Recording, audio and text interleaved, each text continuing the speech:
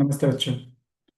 आज हम लोग क्लास 10th की very important topics that is pair of linear equations की बातें करेंगे।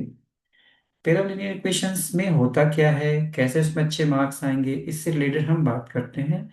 तो चलते हैं अपने हम व्हाइट बोर्ड की तरफ।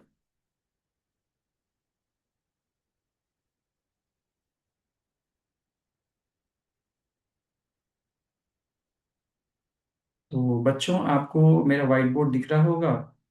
तो इस पेयर ऑफ लीनियर इक्वेशंस में होता क्या क्या है इसके बारे में आप पहले जान लीजिए। तो पेयर ऑफ लीनियर इक्वेशंस में सबसे पहले आपको जानना पड़ेगा कि टू लीनियर इक्वेशंस होते हैं।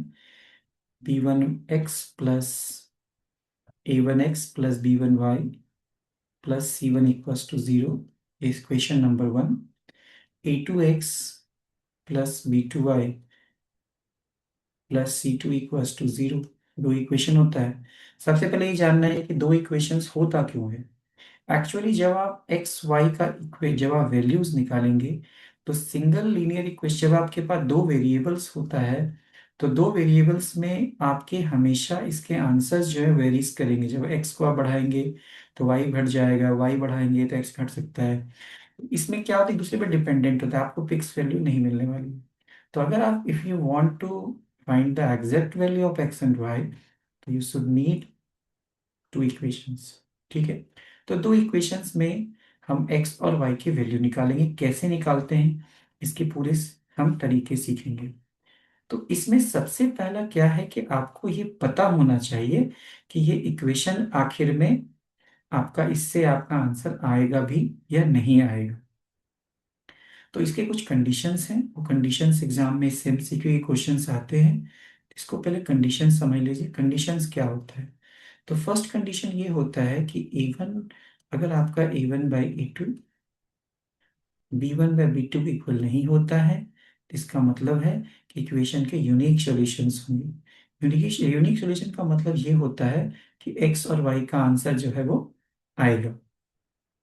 अगर आपके पास हो सकता है कि a1/a2 और b1/b2 ये सेम हो जाए, तो उसके बाद आप c1/c2 निकालेंगे। और अगर वो सेम नहीं होता है, तो इसका मतलब होता है ये नो सॉल्यूशन के अंदर आता है, मतलब एक्स वाई का आंसर नहीं आएगा।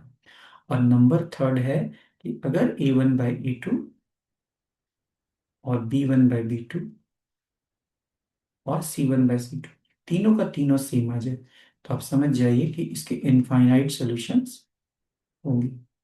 ठीक है। तो इनफाइनाइट सॉल्यूशन का मतलब हुआ एक्स और वाई के बहुत सारे आंसर्स होंगे। तो इसमें आप ये देख सकते हो कि फर्स्ट नंबर कंडीशन और थर्ड नंबर कंडीशन से आंसर पॉसिबल होता है।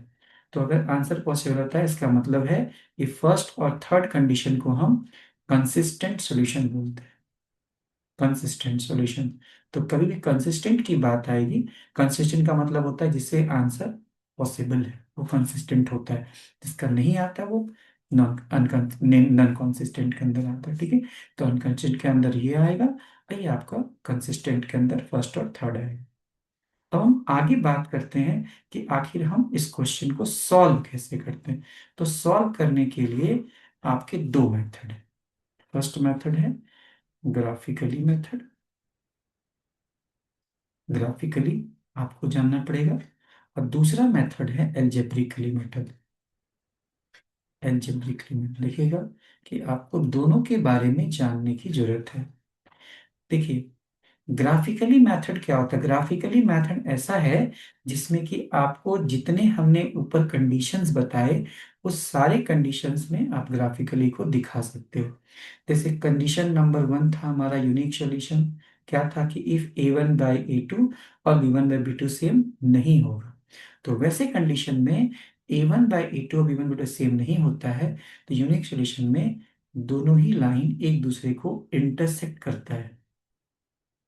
इसका मतलब ये होता है एक इक्वेशन आपको स्ट्रेट लाइन देगा, दूसरा लाइन इक्वेशन भी आपको स्ट्रेट लाइन देगा। दोनों ही लाइन आपको जो है एक जगह पॉइंट पे टच करेगा। जहां भी टच करेगा वो इंटरसेक्टिंग पॉइंट जो है वो एक्स और वाई का आंसर होगा। आप इसको नीचे करके दिखा सकते हैं। दूसरा कंडीशन जो आपका नो सॉल्यूशन का होता है, मतलब वो पैरेलल होता है, कभी भी इंटरसेक्ट नहीं करेगा। थर्ड जो कंडीशन है, इसमें जो है आपका बोथ लाइन आर ओवरलैपिंग, दोनों ओवरलैप कर जाएगा। ठीक है, बस ये ध्यान रखना है कि आपको इससे ही आंसर आएगा। ठीक है, अगला जो आप एल्जेब्रिक की बात करते हो, एल्जेब्रा में फर्स्ट कंडीशन होता है सब्स्टिट्यूशन मेथड।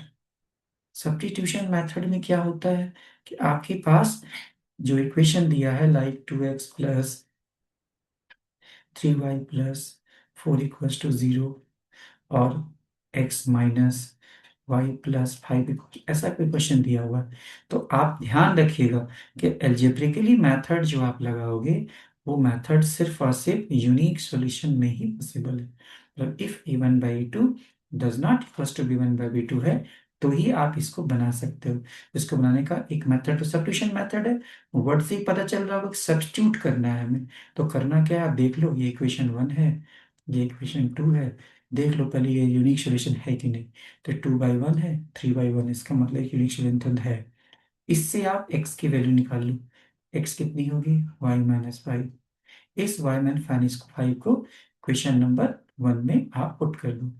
जैसे ही आप पुट करोगे तो 2 × y - 5 + 3y + 4 = 0। ये आपका हो जाएगा 2y - 10 + 3y + 4 = 0।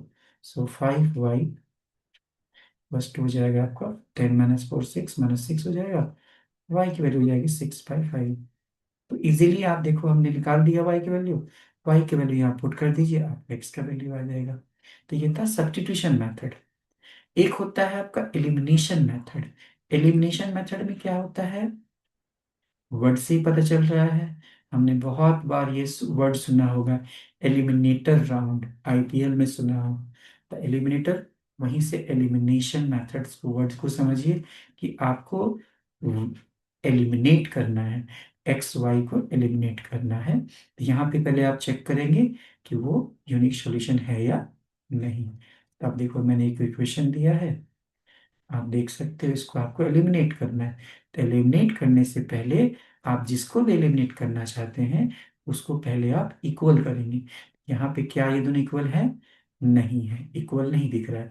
इक्वल करने के लिए हमें क्या करना पड़ेगा, इन दोनों इक्वल करने से, यहाँ पे 1 है, यहाँ पे 2 है, तो 2 को यहाँ मल्टीप्लाई कर दीजिए। अब ये 2 × 1 2 हो जाएगा, यहाँ 1 से मल्टीप्लाई कर दीजिए, तो इसको आप देख सकते हैं इक्वल कर दिए। अब इसको मल्टीप्लाई कर दीजिए, 4 × 2 = 8x, 2y + 10 = 0 और x + 2y + 5 = 0।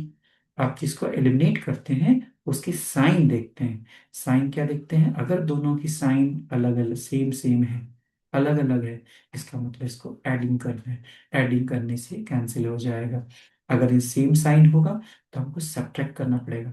सब्ट्रैक्ट करने का मतलब है नीचे की सबकी साइन बदल जाएगी, क्योंकि हमें अपोजिट साइन में ही हम कैंसिल कर सकते हैं। तो ये हो गया 9x और ये हो गया आपका +15 = 0। तो इजीली आप x की वैल्यू -15/9 आंसर कर दीजिए, 3 और 5, यानी -5/3 आपका x का वैल्यू आ गया। इसको आप यहाँ पे पुट कर दीजिए, आपको x और y की वैल्यू इजीली मिल जाएगी। ठीक, तो ये था क्वेश्चंस में।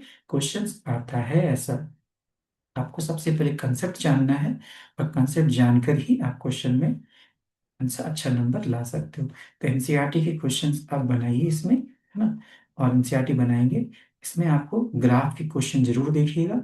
इसमें जो है क्वेश्चन आता है कि एक दूसरे को इंटरसेक्ट करता है, और वो एक्स एक्सिस पे कट कर रहा है, बताइए इसके एरिया बताइए। तो उसको आपको देखना पड़ेगा यहाँ से यहाँ तक की डिस्टेंस कितनी है, और ये यहाँ से यहाँ तक को हाइट ले लीजिए, जो यहाँ पे कोऑर्डिनेट में एक्स की वाई की वैल्यू होगी, वही आपकी हाइट हो जाएगी, और उससे आप आंसर ला सकते हो।